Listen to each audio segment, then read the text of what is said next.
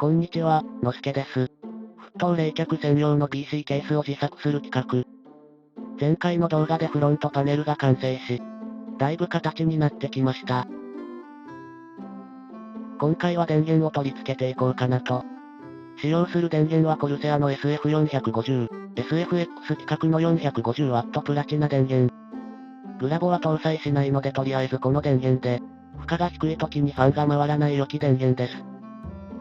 アクリルに傷がつかないように、底面に 1mm 厚のクッションシートを貼って、キヨさんに作ってもらったブラケットを装着。アクリルパネルとの隙間が小さいので、L 字の電源ケーブルを使います。電源ケーブルはこんな感じで出てきます。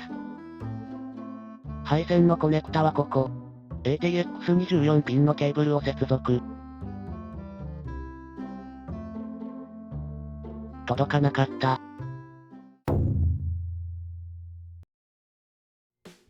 これはまずいってことでケーブル探しの旅に、したらば面白いメーカーを発見しました。ケーブルモド、オーダーメイドでケーブルを作ってくれるらしい。使用する電源を選んで、各ケーブルの長さなども調整可能。ケーブルの1本ごとに色も選択できます。これはいいって思ったんですが、納期がちょっとかかりそう。のすけは超会議に向けてケツカッチンなので待てない。で、調べたらオリオスペックで取り扱いしているらしい。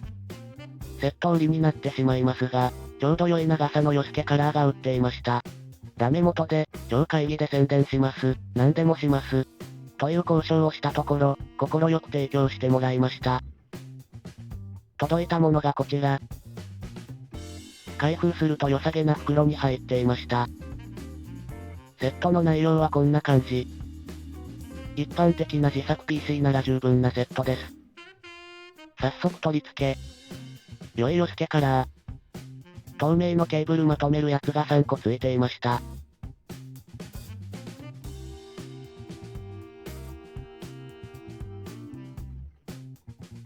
どうも収まりが悪い。この自作 PC ケース限界設計してるんで、裏配線を通せる隙間が 7.5mm しかないんよね。もっと綺麗にまとめないと側面パネルが閉まらないぞ。ということで、特注のケーブルまとめるやつを、3D プリンターで自作することに。今回は見た目が重要、ってことで、のすけカラーがあった SK 本舗の水洗いレジンを使用。SK 本舗の水洗いレジン、初めて使ってみたのですが、発色が鮮やかでとても良きです。あとサポート材がとても剥がしやすいのもいいですね。一つ難点があるとすれば、スライサーのセッティングファイル。ホームページでダウンロードできるのは良いのですが、正式に対応している機種がフローズンソニックだけという。のすけはマーズ3プロを使用しているので、ちゃんと印刷できるかドキドキでした。まあ、ちゃんと印刷できたので問題はなかったのですが。で、完成したものがこちら。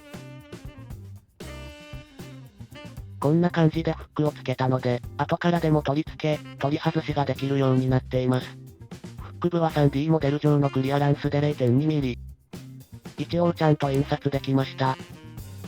ブースにモデル置いときます。ケーブルへの取り付けはこんな感じ。ケーブルを上下に分けて、片側から通していきます。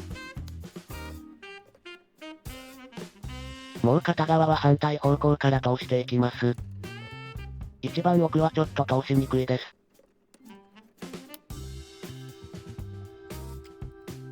スルスルグッド。そしてこれ。芋ネジが取り付けられるようになっていて、アルミフレームに装着できます。芋ネジを締めればケーブルを固定することが可能です。ちなみに今回のレジン、二次硬化をやってません。というのは、二次硬化をしなければ、曲げても割れないのですが、二次硬化するとパキパキ割れちゃうから。なので時間が経ったら割れちゃうかも。使用するレジンについては要検討ですね。ということで指輪3セット作っておきました。これらを使って極上の裏配線を。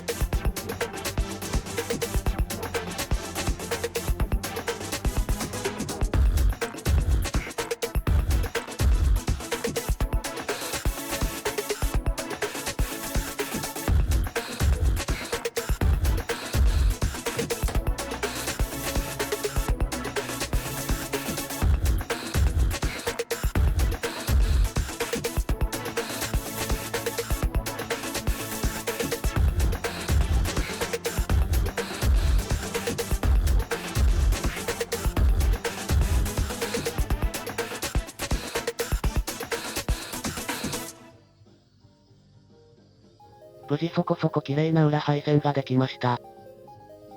側面パネルとの隙間はぎっちぎちに。なんなら電源付近とかめっちゃ干渉してますが、まあ、折れるほどではないので大丈夫でしょう。ちなみに表側はこんな感じ。正面から見て、電源もじゃってるところが気になりますね。ポンプを置くと見えなくなる予定になっていますが、ピン抜き工具を買ったので後で整理しようと思います。今日会議まで1ヶ月ちょい、ちょっと焦ってきました。来週はスイッチ周りをやって電源投入予定。ではでは。